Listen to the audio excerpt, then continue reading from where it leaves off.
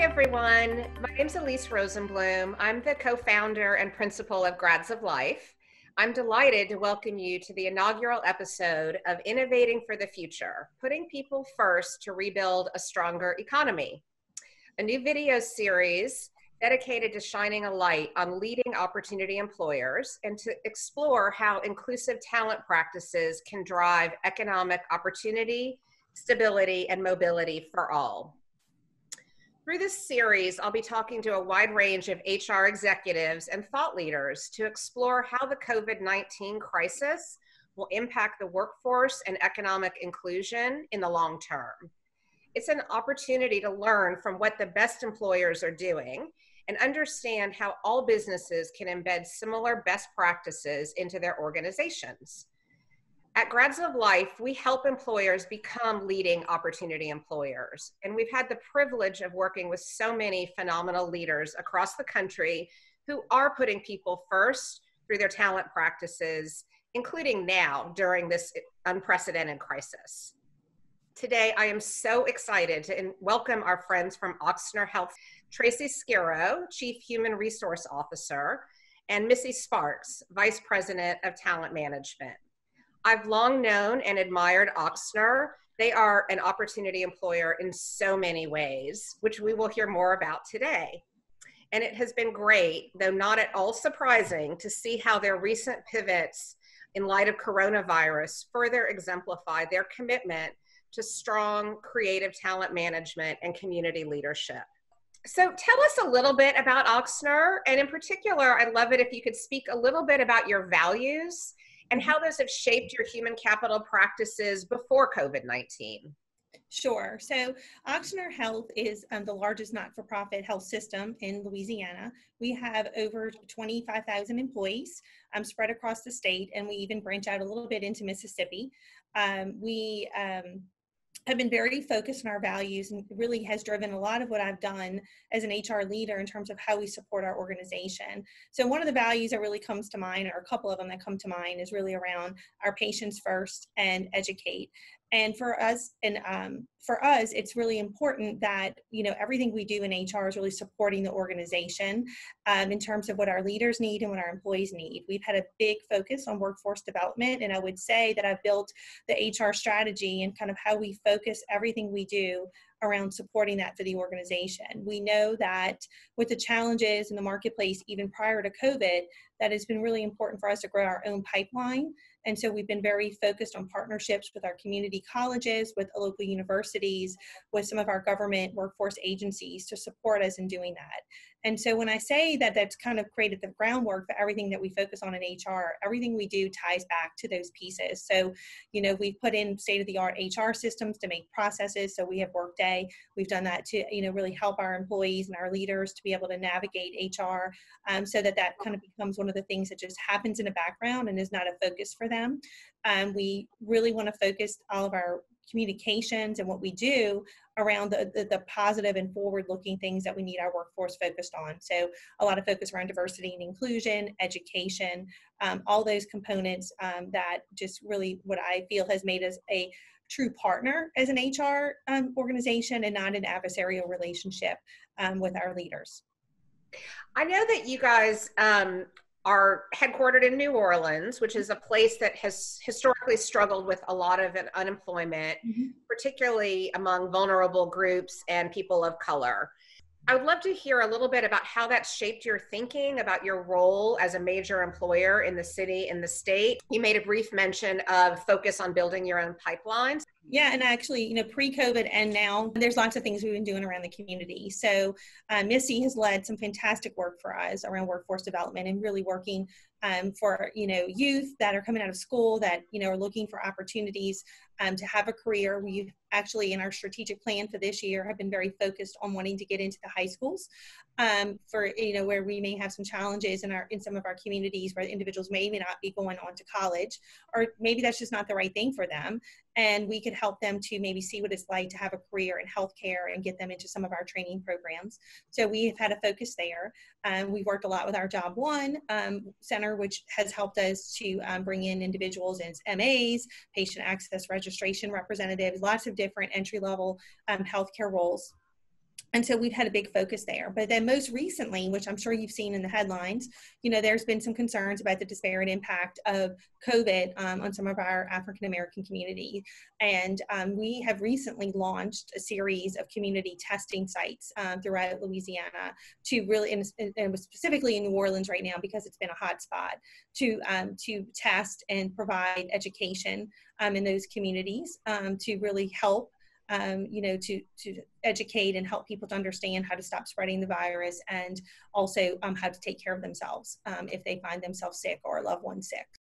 One of the things that I have just been so impressed by over the years that I have known you and followed your work is your incredible commitment around building your talent pipeline, partnering in the community, and not just bringing people into the entry level, but the really sophisticated way you've thought about building pathways once people are in. So I'd love for you to just talk a little bit more about that, and then we will pivot to talking about this surreal world we're living in now.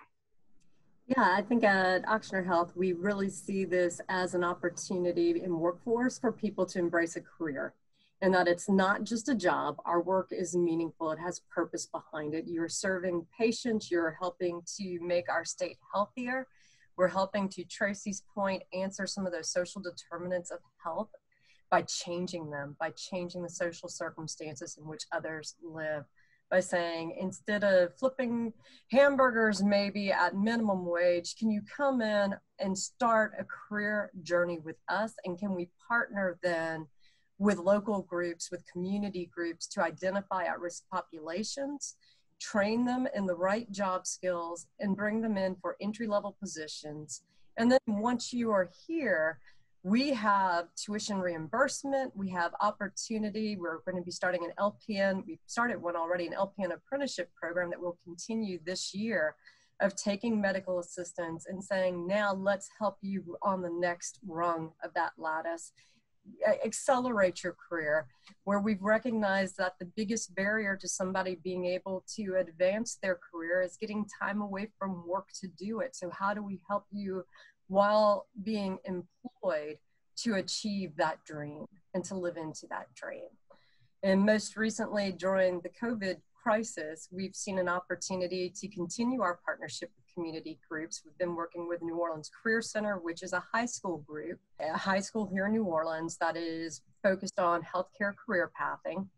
And we were able to work with that group to very quickly stand up a patient care technician training program virtual during this, so that individuals in the hospitality industry who have been furloughed could pivot to a career in healthcare and say, take this entry level as a launch point, and then once they're here working with us, we'll be able to help to advance that career further in healthcare. Excellent. So, not surprising, you guys are building on all of the pieces that you had in place pre-COVID. And just for folks that are listening, I want to underscore a few of the things that Tracy and Missy have mentioned that we consider absolute best practices in terms of opportunity employment. So, these community partnerships, reaching out and finding, untraditional sources of talent is an absolute best practice. Really being thoughtful about how you design career pathways and support your employees in growing once they've come into the entry level. Another best practice. Tuition reimbursement. So, you're just hearing a bunch of different pieces around having an inclusive pipeline, recruiting and sourcing, and then also supporting the retention, ongoing skill development, and advancement of people. I mean, New Orleans has been really hard hit. Everyone around the country has been, watching a few cities, New York, Boston, my home, New Orleans. So I'd love for you to talk about, what it has been like in New Orleans and at Ochsner, and in particular, what innovations you've made.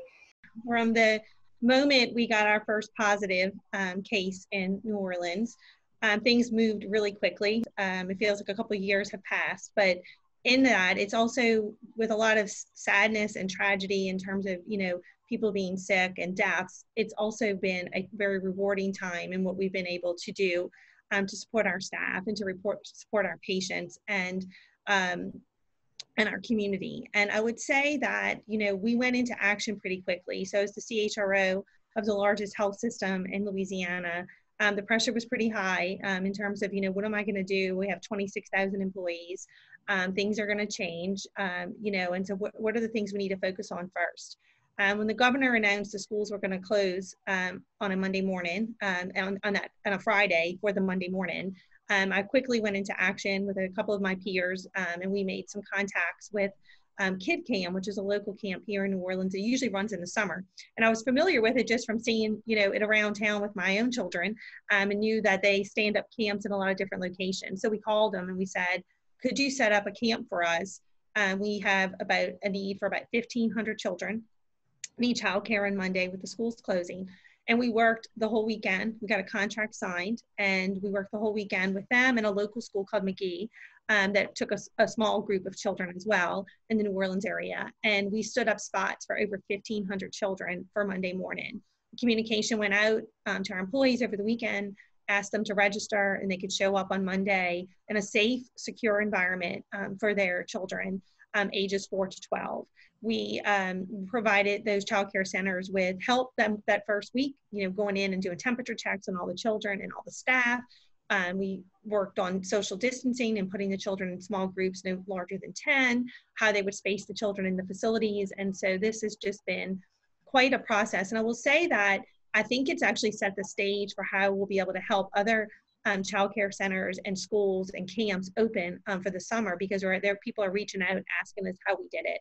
And I was just so proud to be able to provide that for our employees. And the need is still there. We get calls and emails every day about childcare and people worrying about the summer and what's going to happen in the fall. And we're committed to continuing to provide resources and to secure camps and school childcare if that would be the need in the fall. So we are continuing to evolve that and very proud of what we've been able to do. And that's just one piece of the employee response. We've done lots of things around meals. And so we've provided meals for our employees so they come in, they don't have to worry about, what they're going to eat for lunch or, that type of thing. We have pre-prepared, portion meals in the cafeteria. They come in with a ticket, they get a meal, they leave, so that they don't have the stress of worrying about that as well, and on top of everything else. With the work changing and there's such a surge in the need in ICU at one point, now that's kind of come down, thankfully, but at one point, that was a big concern and what we talked about every day, as well as the need for people to do temperature checks at all of our doors for our patients and our employees, and then other roles that came up that we just never dreamt that we would have in our health system. We've been able to redeploy our staff that maybe were in areas that were not going to be as utilized during the COVID crisis, right? So the clinic employees, some of our corporate staff, our fitness center staff. And so we've been able to keep everyone employed through this, which I know you've seen the headlines across the country, and we have not done layoffs. We have not done furloughs. We have kept everyone employed through redeployment, and then also encouraging employees to take GPT. So lots of work going on, but we really embraced this, tried to do the right thing by our employees. I have a great CEO partner in Warner Thomas, and he is committed to our employees, and he helps make what I do so much better just because he gives me the reins to be able to get out there and make these things happen for our staff. And I really, truly appreciate that and what Ochsner has done, as I said, for our employees, also our community and our patients. I'm so impressed by the way you thought creatively about redeploying your workforce and also partnering with others in the community who were laying off employees in order to keep as many people in New Orleans employed as possible. And I think that is, such an important piece of how leading employers are navigating this crisis. Missy, I don't know if there's anything else you want to say about just the process y'all use to think about redeployment and external partnerships with other employers. I think from the point of view for workforce development and thinking about our future pipeline, we draw heavily upon our community partnerships. So having that ready connection already established with Job One, our New Orleans Workforce Development Board's Career Center, the Opportunity Centers here in New Orleans, where we hire a lot of at-risk, vulnerable opportunity youth come through there. Our partnerships with agencies like Covenant House and Urban League. Covenant House, which is for our homeless and runaway teenagers who come into New Orleans, which is a very large population. We've been able to maintain those connections, and they knew during this period we could get on calls, talk to one another, and say, here are the opportunities we foresee coming. Now, how do we tap into your client pool to be able to provide that opportunity to them? So it's building on relationships that you've already established within the community, and those relationships just go deeper. And they're built on a foundation of trust. And from there, we can take risk together. And when I say, hey, let us partner with Delgado Community College, our local community college, to help stand up some additional training, or with New Orleans Career Center, we are all in close network together. So we're able to draw from each other, and where we hear best practices happening elsewhere, we can leverage those. So that way it's seamless. It's not something new that needs to be started in the moment of a crisis. It's a continuation of a dialogue that has already been happening between Ochsner Health and those community partners. So for that, it's been the bright spot of a dark situation, is seeing that the work that you've done in the past, you can build on, and it continues to accelerate us forward in new ways of thinking. If the crisis has created, you guys already were very innovative, but I'm curious if it's either created more space for innovation or quickened the pace of experimentation and innovation in any ways that you, well, obviously in the childcare thing, it really quickened the pace. So maybe that's the answer, but curious if you have any reflections on whether, I think for some employers, things they've been thinking about wanting to do, all of a sudden the crisis created space for that. And I'm curious if that was your experience in any way. Yeah, I mean, I'm gonna let Missy chime in too, but we've had a few things where that has happened, and it's just amazing how kind of when some of the silos kind of come down and everybody's kind of focused on one cause, it's amazing how quick things can move. And so we've had a lot of learning from it. One thing is that, we quickly put our corporate staff in work at home roles, which we had toyed with for a long time. We are always looking for additional corporate space, and, what do some roles make sense to be at home? We've kind of always struggled with that decision as an organization. We kind of like the culture, we're all together, and it's kind of like who we are. We've learned that we've had a lot of success with our employees working at home. Like, we don't have major concerns over this. Are there some groups that it probably makes sense for them to be in an office setting? Absolutely. But we have discovered there's a lot of roles that work just fine at home. So, there's just been lots of positives that have come out of this. And I think too, it's kind of brought people back to a different way of working. I think that it makes people realize that you can get everything done. You can balance life. You can be at home and see your children throughout the day. You may be wishing that they were going back to school, but you still get to see your children throughout the day and all these different things. And so I just think that it's brought some different perspective to everyone, even the people who are still coming into the office every day and those working at home, in terms of what work-life balance truly means. I feel that, for our employee health function, it expanded tremendously through this process. I mean, employee health was new hire, checks, it was TB, flu shots, regular stuff. And now, we are managing counseling individuals who have a positive COVID test, or, making sure our employees who maybe have symptoms get tested. So there's all these things that really expanded that. Yeah. We've had really great opportunity to take some of the things that we had been researching prior to COVID on ways to innovatively recruit and bring in new team members, and very rapidly put them into play. So we've created a virtual hiring process. And with that, we've created talent talks online, and we've spread them through our social media networks. We've spread them through our community groups, and we're able to very quickly offer a community a view into what opportunities exist within Ochsner right now that you may qualify for, and how you can become part of that. And then when somebody applies, we have a recruiter on the talent talk who's ready to talk to them. We've been able to shift in partnership from, we have always had a very thorough hiring process of making sure people go through multiple interviews. And we still don't want to lose that piece of making sure we're inviting the right person onto our team who lives into our mission, lives into our values. But now we have an opportunity to do it with a little more ease, that we put a lot more of the hiring into the hands of our recruiters. Come in and let's see if we can get people into a position that's a good fit for them and for the organization sooner. So we've been able to work with our employee health leads to speed up the time in which we get somebody in for an employee health visit prior to hire. And we've been able to move orientation into an online, both synchronous and asynchronous methodology, so that we have a touch point with employees on day one and can help them to understand who we are as an employer, that we don't lose that piece as we onboard people in a new way. Thank you. I mean, you all mentioned a couple things I want to just highlight for folks that are listening and watching. So, the importance of culture, and really how you both mentioned the culture and the communication and leadership, creating the environment in which you all can do your amazing work, I think is critical. Also, the innovation that you're making, the innovations that you've made, and the ways that you're thinking about really accelerating recruiting, screening, and onboarding is so impressive.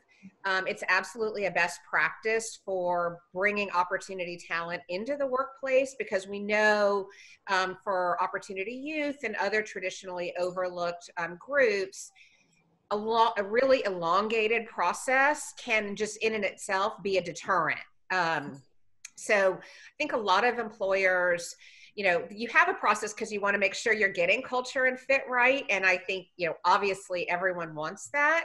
And it's interesting to hear you talk about how you've been able to not lose that, but also find ways to really accelerate it, which is great. And then Tracy, your comments about going virtual. And I know for healthcare employers in particular, that's a complex thing to contemplate. And so I'm curious from either of you, when you think about some of the things you've done that you had been thinking about and, hadn't quite figured out, but now have done in the crisis, what's your sense of what you'll hold on to going forward?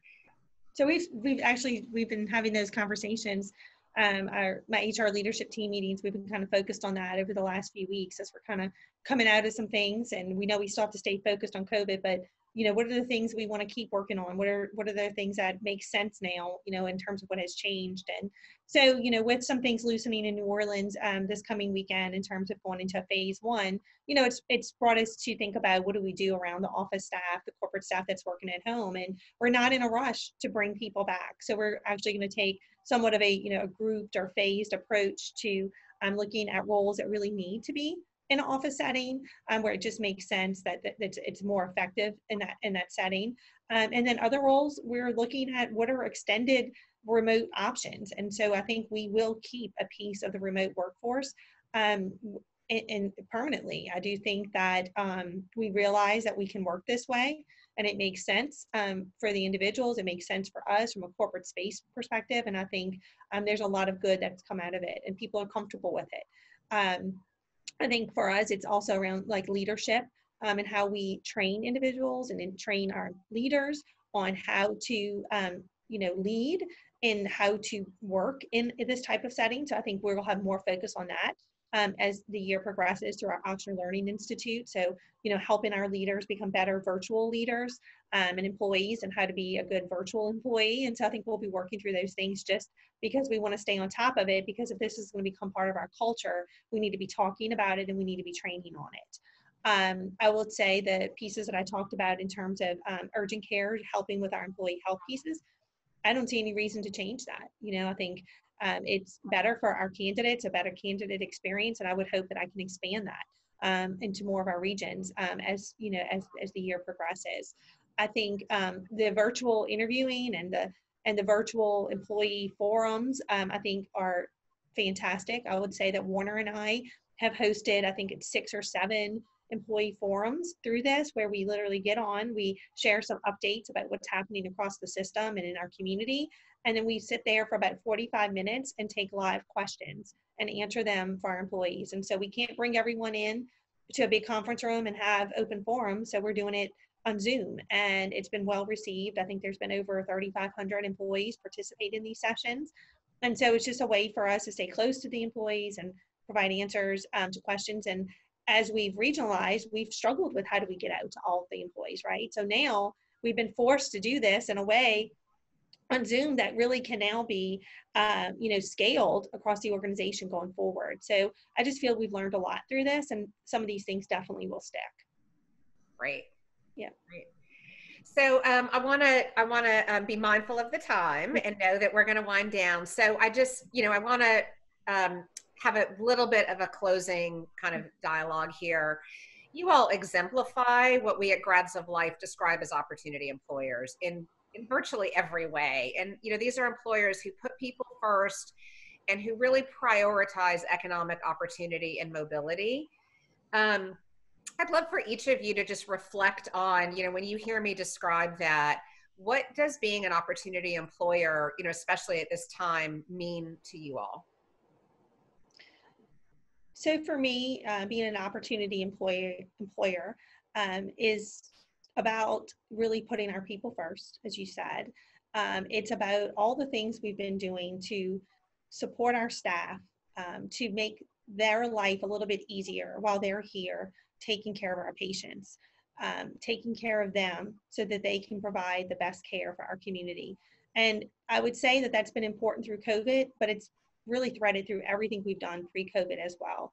It's really how do we take care of our staff to make them better, make their work life better so they can be their best when they come here. And so for me, that's really what it's all about.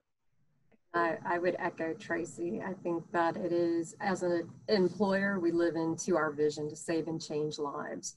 And we recognize that the lives that we touch are beyond just our patients. It is our team members, it's our community, and that when we are reaching deep into the community and we're saving and changing those lives, we save and change more patients. So it's all very much mission-centered. It's part of our DNA. It's about all of us. We have careers. We don't have jobs. We have careers. And those careers are mission-tied. And when we save and change lives, we're making life better for everybody. And that's a win for our community. It's a win for our New Orleans home. It's a win for our Louisiana home and for all those that we serve. I want to make sure that you all speak a little bit about how you think about this from a business perspective, because I know you are a business. You are, you have to think about all of these practices from that angle as well. So I'd love to just give you a chance to speak a little bit more to that part of how you think about all the innovations that you drive forward. Sure. I can start and say that, through this, we've been having telehealth as part of our business, as our healthcare offering now for a few years. And it has taken off tremendously through this whole, crisis. And so, as individuals, we're not as able to get into the clinics, they really shifted towards telehealth. So for us, that's a whole new piece that's actually created new support roles that we didn't plan for. So, as each one of these things from a business perspective have kind of taken place, and it's shaped kind of how we're thinking about the work going forward. So telehealth is a huge piece of who we are now. And now there's new support roles for that, we're going to be looking at how do we hire for those pieces. I would add to it retention and engagement. Yep. Our two from the human capital lens, very important to us, is if you can retain a great team member, that is exponentially valuable to your bottom line, because those are the same individuals who are deeply engaged in service to the patients. They are the ones who are going to show up and be there for that patient and help them to have a great patient experience. So a great employee experience equals a great patient experience. So for us, that is just vitally important that we got the right people and we're treating them in the right way so they can do the right level of engagement with our patients. Thank you. So what closing words of advice would you guys have for other employers? It sounds like folks all across the state probably are looking to you as they're thinking about how to navigate difficult times and wanting to put their people first. I'd love just a few words of advice beyond the folks you're talking to directly that you can share more generally. Sure. I would say communication has been the biggest piece of this. And sometimes I think we underestimate that. And I think for us, there has been daily newsletters that go out to our employees about what's happening with information that they need to know. There's weekly leader webinars. There's weekly leadership roundtable webinars. There's lots of different things we've done to address our employees and our leaders through this and keep them informed. And I think that when people feel informed, it gives them a sense of security in a time when, everyone was feeling like we don't really know what's going to happen next, and direction and things were changing sometimes, from morning to evening in a day. And so I think by constantly communicating and being on top of that and having a presence with your staff, so whether it's virtual or in person, is just so important. As well as, in a hospital setting and rounding and being out and walking around the frontline workers and asking them how things are going and figuring out what they need and how do we make things easier for them. So I think that whole communication piece is kind of the core of everything else that you can do. So if you can get that right, it enables everything else that you're able to do to support the organization. I would say lead with optimism. Mm-hmm. Forward thinking. While in this moment it feels at times overwhelming, if you continue to lead with tomorrow is a brighter day, how do we have an opportunity in the now to make an even better tomorrow? And there are lessons that we can learn, there are best practices we can implement that are going to make us stronger on the other side of COVID. And that is the practice that we want for our leadership. Come into this leading with, what is it going to be a better tomorrow? What is it that you do today that's going to make tomorrow stronger? Thank you. Well, I am just so delighted and so appreciative that you guys took some time out of the day to share what you've been doing at Ochsner through this crisis. We're living through really unprecedented times, and you guys are on the absolute forefront, in Louisiana, in New Orleans, in healthcare.